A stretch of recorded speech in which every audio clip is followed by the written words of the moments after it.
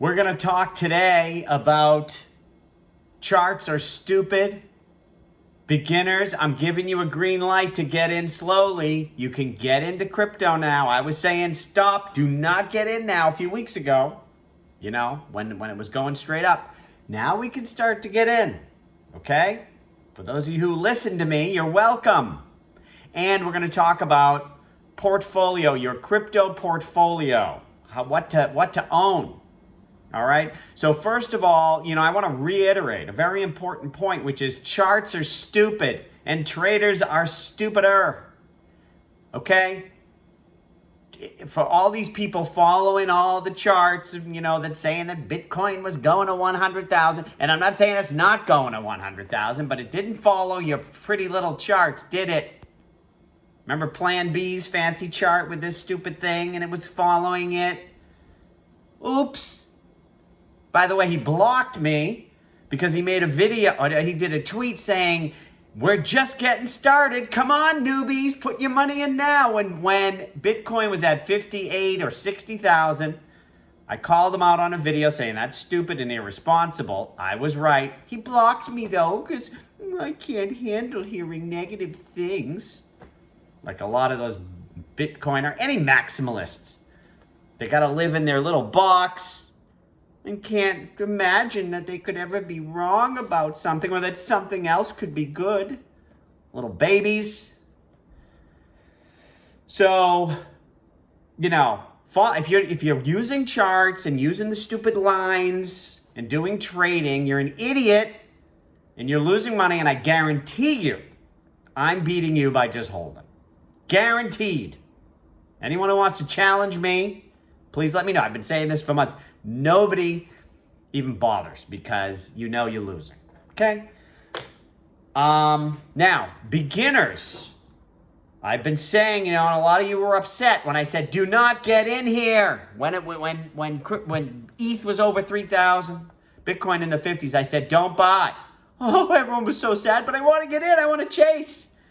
Well, now you see why, right? Now, we can start to get in, but don't pile in here. Here's the deal. Your mindset has to be this. Anything can happen, of course, but, there's two possibilities. One possibility is we hit the low last week and it's just going to go straight up from here. So you put some in, right? The other possibility is, a common thing that happens after big blow-off tops like that, it crashes down like we hit, Ethereum hits 2,000, Bitcoin hits 30,000, it kind of hits it, bounces, hits it, bounces, hits it, does this little bouncing thing. And then at the end, you get this big drop below that floor, and then you're off to the races. That's common. So in other words, maybe we hit the low last week. Okay, well, we don't want to miss out. But on the other hand, maybe this shit's going to stay, these prices are going to stay low around where they are for many more months. And at some point in the future, go significantly lower. Ethereum hits 1,400 4 months from now, right? So we're 6 months from now. This is possible. I'm not predicting what's going to happen, but you need to be prepared. So if you are a beginner, you want to get in. Now is not stupid to get in. I said it was stupid to get in when it's going straight up. And I know a lot of you traders follow the charts. It's going straight up, so I think it'll go straight up forever. But that's not really how it works. Now, so we've come down 50% off the highs. It's not stupid to get in here. What I would do if you want to get in, or if you want to add to your positions, look at what you have. And we're going to talk about portfolio. I've changed it up. Also, I had consolidated. I was like, just get everything in ETH because I was very scared of a crash. Now things have come down. Now I'm a little bit more ambitious to get into some DeFi plays, some smaller, riskier, faster moving things. But anyways, what was I saying? So what I would do if you're a beginner, or as I said, even if you're adding to your positions, if you're just starting out, 1% of your savings, the way to look at it is you want to get 1% into crypto. And 5 years from now, that could be 10% or 20% of your portfolio, okay? So you only need to put in 1%. Don't overdo it. if you're a beginner, I would not put in more than 10% at this point. And hopefully it grows and it'll be a big percent someday. If you're already in and you feel safe, I don't know, I've had gains. I think 50% of my wealth is in crypto, and I do not mind. And we'll talk about, you can also have crypto dollars. When I talk about my portfolio, you don't have to have all these risk assets that go crazy. You can have dollars earning interest, and that has its own risks. We'll get to that in a minute. Anyways, but if you're a beginner or anyone adding positions, figure out how much you want to put in. I would divide that by like 5 or 6 and just try to buy in every 30 days. You don't go by 30 days, let's say once a month. And you don't just do it on the 30th day. You do it when like, oh geez, everything just went down a lot, right? And that's when you buy. And you keep building in. Now, if the low was yesterday and it's just going to keep going straight up, you'd be like, great, at least I got some in here. And then it goes up and you get a little more and it keeps going up, fine. But if it goes down, you've got more to put in and buy at lower prices, okay? That's how you get in, and it's okay to get in right now. Now, because remember, I don't know what's happening in the next 6 months, and it could be much lower 6 months from now. However, as far as Ethereum is concerned, I have no doubts, okay? 3 years from now, 5 years from now, you're happy. So, And also, for those of you who think, oh, I'll just hold it for 3 years, especially if you're young. It's hard to predict life. It's not that easy to know that you'll be able to hold, and I don't just mean get all scared if it falls and sell, but also life happens and it turns out, oh shit, I need that money. So, this is tricky business. All right, but let's get to portfolio. What are we going to hold? And here's my deal, what I'm thinking. 50 to 70% Ethereum, 20 to 40% in some DeFi tokens. I'll talk about them. We'll go into what they are. And then 10 to 30% crypto dollars earning interest. And we'll talk about those options. I don't even know if that adds up to 100%. I mean, in some way it's got to, but you play with that. One more time. ETH, 50 to 70%. Ethereum to me is a lot of people, look for investments. A lot of you are looking, well, how much can it go up? How much can it go up? Yeah, that's nice to look. I mean, obviously that's why I'm in these things, because they can go up a lot. But what I think a lot more about is how much can it go down? What are the chances of me being wrong and getting screwed and losing all my money? Number one thing for me always is I don't want to be kicked out of the game. I want to stay in the game, right? So if I fuck up, I mess up, I lose some money, but I don't get kicked out of the game. So I like ETH.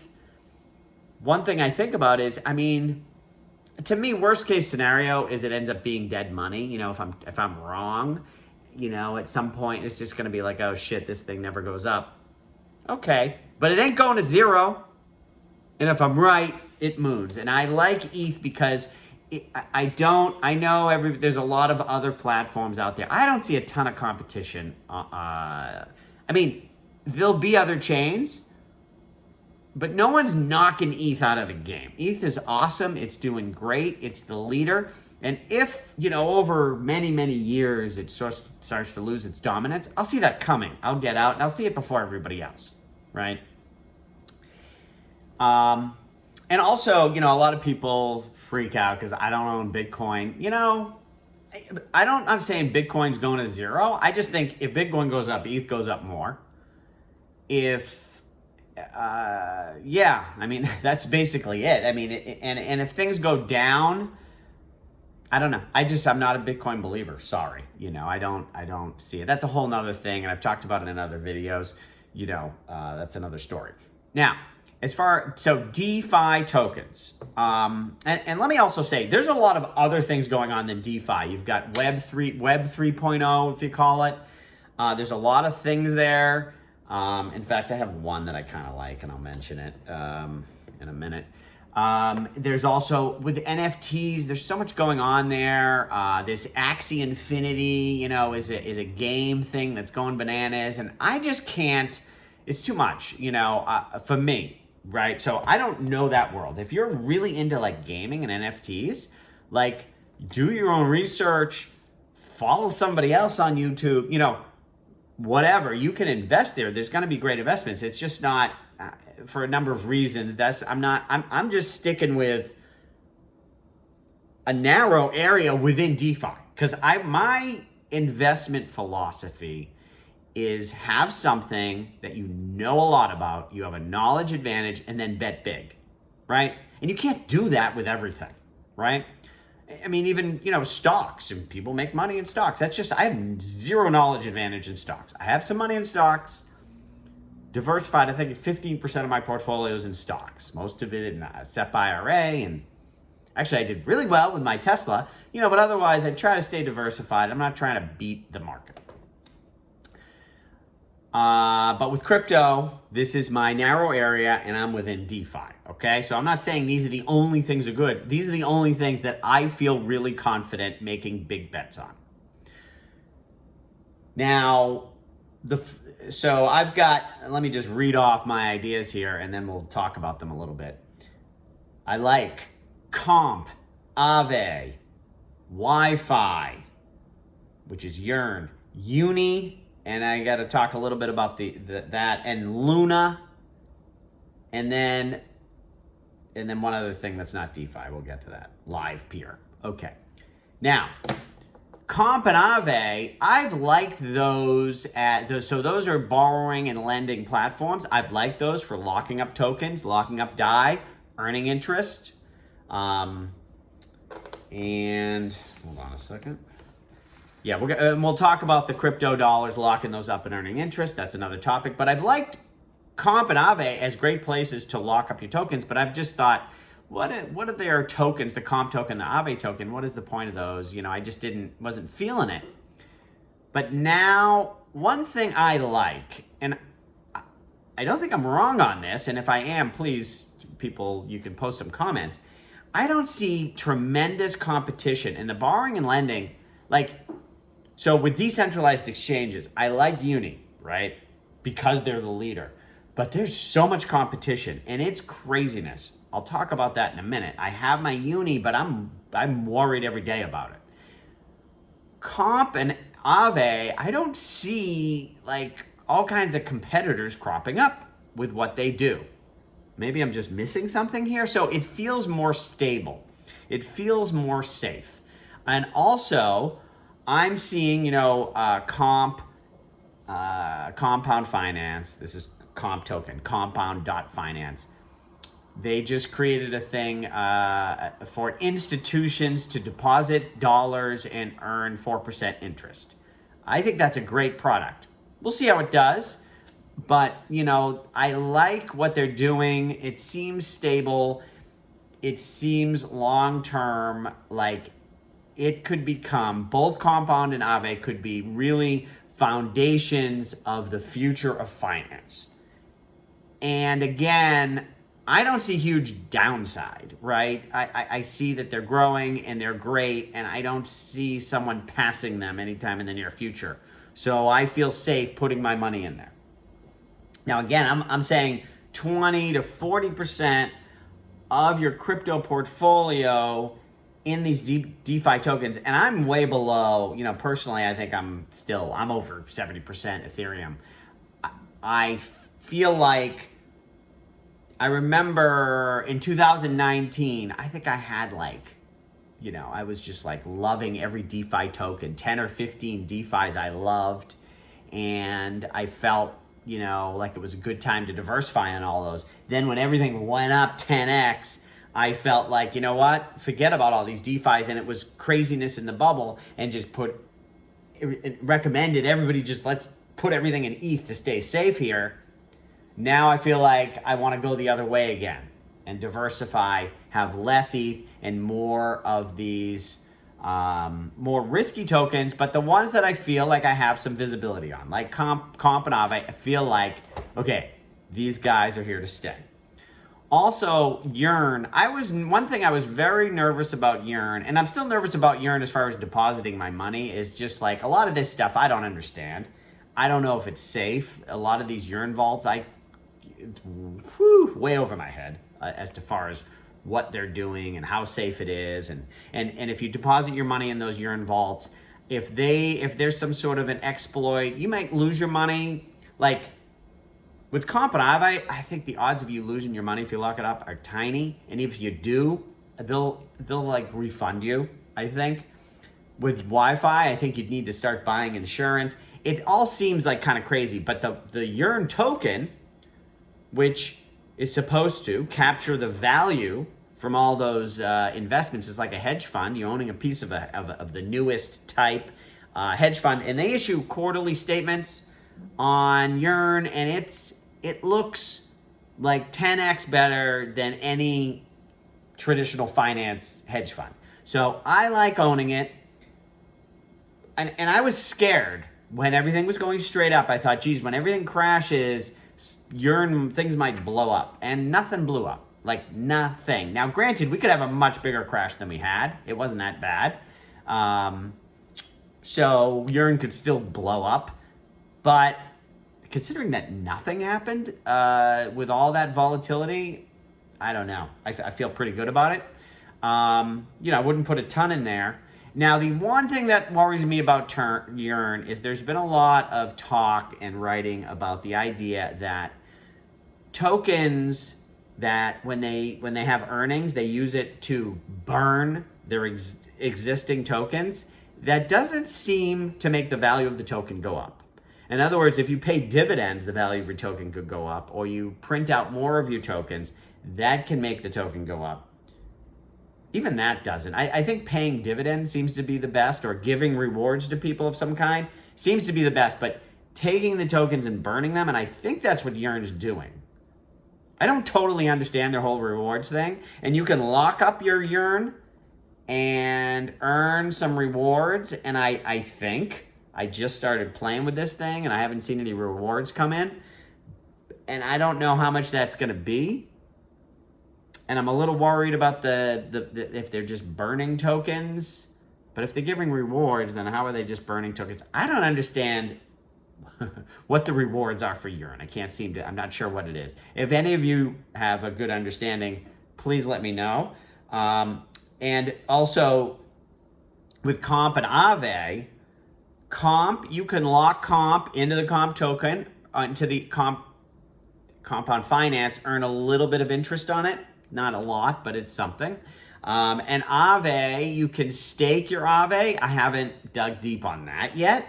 If anyone's an expert on staking Aave, feel free to comment below. Like I said, I was just hiding in ETH for a while. And now I'm getting new to these things. So I'm not total experts on all this yet. So staking Aave is a thing you can do. Yearn, you stake that, and supposedly you earn some rewards. Next is Uniswap. Now, Uniswap, you can lock into Compound and earn a little bit of interest, a tiny bit. Otherwise, it's not paying any dividends. But I like Uniswap because I love the decentralized exchange space. I think that is going to disrupt all of trading in the world. I think that's a huge market. But the decentralized exchange industry, if you want to call it that, is so competitive. I've shared this link a bunch of times where you can see all the decentralized exchanges and who's the leader, and Uniswap is continuously number one, but it's volatile, it moves around on a daily basis, and there's other people popping up all the time. And when I listen to, smart people talk about these decentralized exchanges, this balancer, a lot of people speak well of it. Sushi, which originally I thought was really stupid, seems to be, a lot of smart people seem to think, they're doing the right things. These are smaller, but they could gain.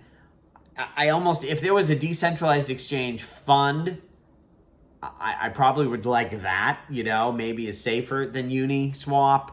I'm a little scared to start creating my own fund and owning 4 different things. It's just too much to watch for me. So I'm just sticking with my leader, Uni, but I get nervous, because like these other ones I mentioned, Compound and Aave, I don't see a lot of competitors, right? Maybe I'm missing it. You'll let me know. Yearn, there's other people out there, but Yearn is just so dominant. I don't really see other competitors. Uniswap, I see lots of competitors, so I'm nervous, right? But I love it, right? So there you go. Now, so Luna Terra is another chain. Yes, I now like another chain other than Ethereum. Terra, the Terra system, Luna is their staking main token. The Terra system is, first of all, it's working. It has adoption. It has a lot of volume on it. It's like originated from South Korea, and a lot of large corporations in South Korea are behind it. It has real users, and it's on Cosmos platform, which is, a respected decentralized platform. So I feel pretty good about the chances of this thing. And Luna, you can own and then, I believe, stake it. I could be like a delegate it to someone and stake and earn rewards. I haven't yet dug into how to do that, but that seems like a good place to diversify into as well. My only other thing I like, this is not DeFi, is this live peer. I've held it forever.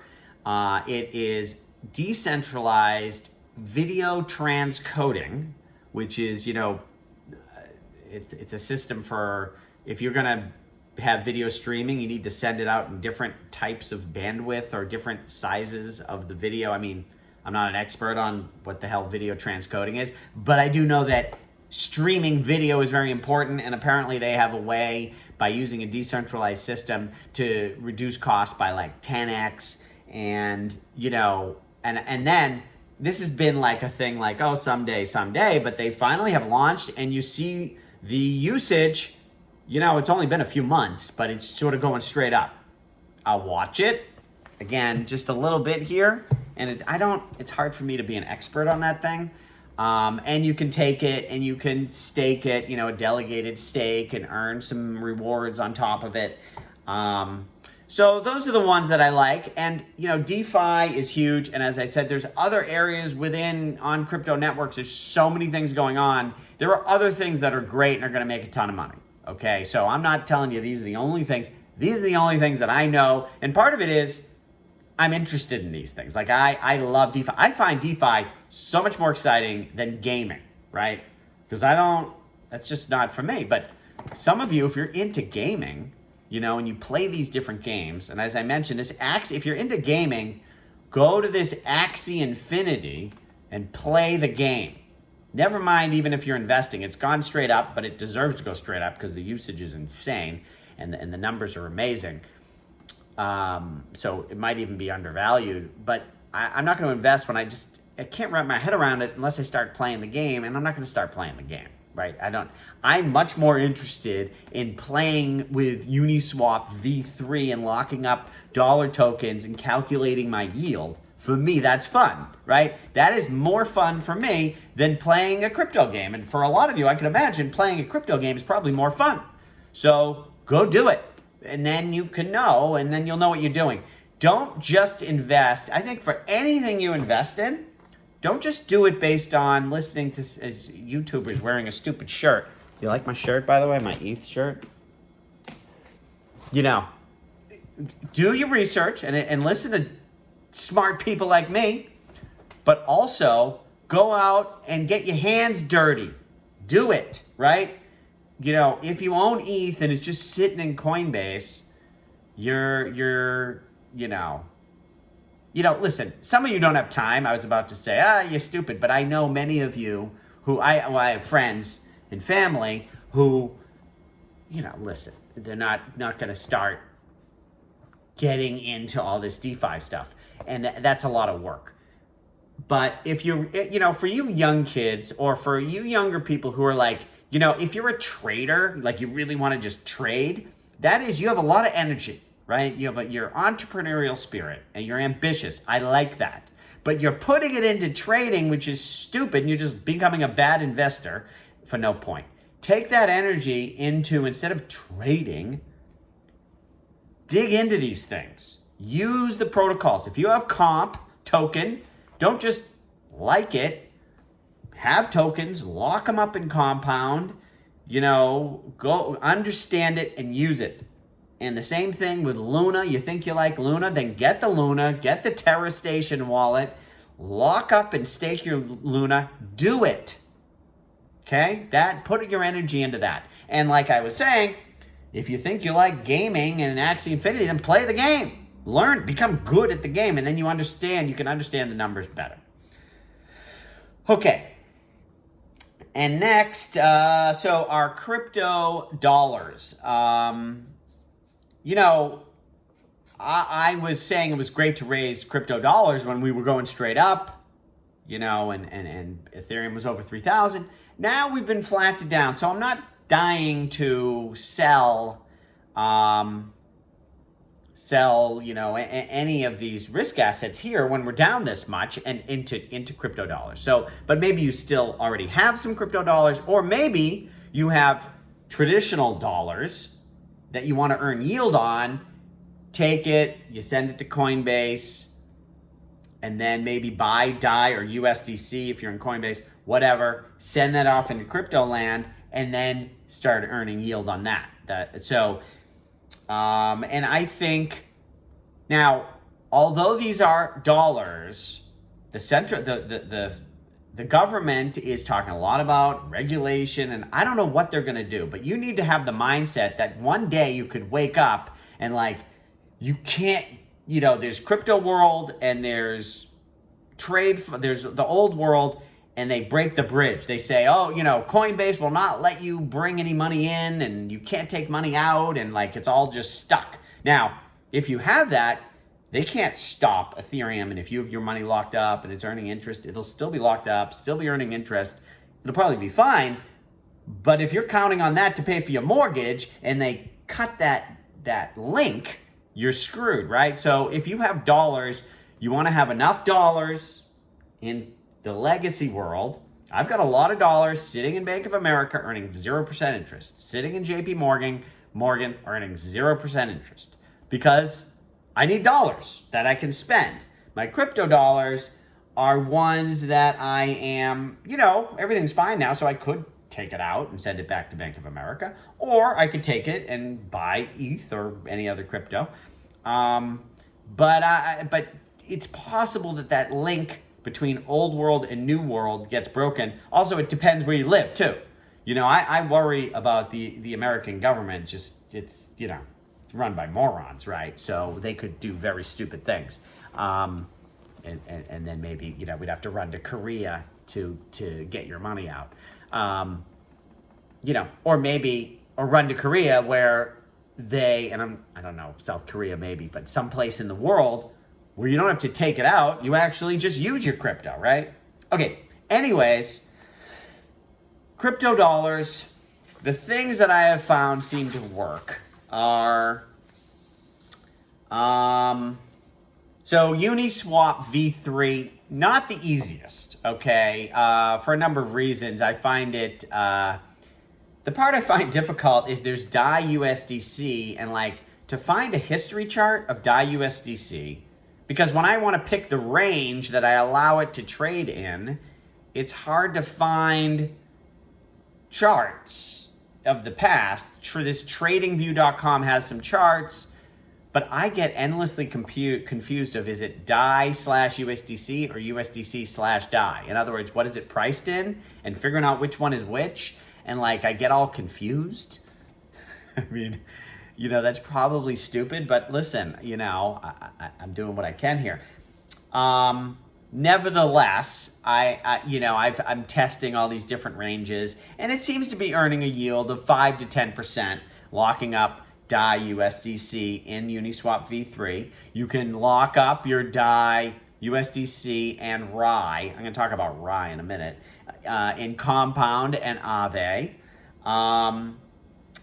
And UST, this is the Terra. Remember, I talked about the new chain, Terra. Their stablecoin, UST, looks really good. I trust it. And you can lock that. They have this thing, Anchor Protocol, and is paying 20% interest. Now, I wouldn't go too crazy with that. I mean, I sort of trust it, but you know, it's another wallet. Now I'm off of Ethereum. It's much newer than a lot of this Ethereum stuff. I don't know, you know, it's too new for me to go crazy, but I feel like I trust this stablecoin is paying 20%, like consistently 20%. And you can do your research on how this works and why it works. And if a lot of you are, you know, start saying I'm crazy, I can make a video, or if you really want a video just about why I trust UST and Terra. But I like it, but so that 20% is higher than most of the interest I earn on anything else. So why not put all your crypto dollars in that? Because I want to be diversified with all these things. It's still early. Crazy things can happen.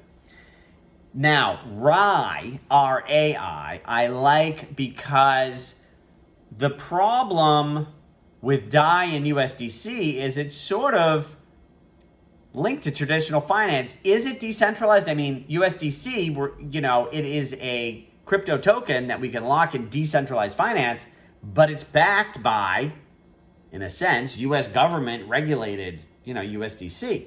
So technically, the government could come and just wipe you out, which is a risk. Now, I'm not saying that's gonna happen, and if it's happening, or they're going to screw things up, you probably see it coming, right? So I'm not that worried about it, but still long term, I don't know, it's a bit of a concern. And then DAI now, I think, is 60% backed by USDC. So I don't want to have all my money in that, because now I'm in the legacy world. My whole thing is to get into the new world. And you see the best returns when you're in the new world anyways, right? So that brings me to RAI, which is like DAI. If you understand how DAI works, imagine DAI, but the only collateral is ETH and not USDC and all the other stuff they have. So it's only backed by ETH, and it's not pegged to $1. It's pegged to this number that sort of moves, and it's been very steady. It is a stable coin, but it's not a dollar pegged coin. So right now it's at about $3. And it stays at about $3. And to understand how it all works is another video. I've talked about it before. But I like it. I trust it. It's over-collateralized with only ETH. If the world comes to an end, they're going to give me ETH, which I'm happy to have, especially at end-of-world scenario. So I trust RAI. And then you can lock RAI in aave. I think it's paying 15% interest right now. That's pretty good. And you can now you could do RAI DAI in Uniswap V3 and earn yield. I think that was looks like it's paying around 10% if you get the right range. And I don't know what the right range is. The range I picked, pretty wide, was paying that. And if you want to get really into the weeds, you can go to Reflexer Labs. You can actually borrow RAI from your ETH. You lock up your ETH. You can borrow RAI at a negative interest rate. Okay? So in other words, it's not costing you to borrow it. You're getting paid to borrow it. And then take that RAI and lock it into the Uniswap V3, into a RAI DAI pair in Uniswap V3, and then you'll earn the RAI's, their token, their risk token, the FLX token. You'll earn that for the amount of RAI that you borrow. And if that amount is locked up in Uniswap V3, you earn flex rewards. So in other words, if you have some ETH sitting around, you lock it up. You get paid to borrow RAI.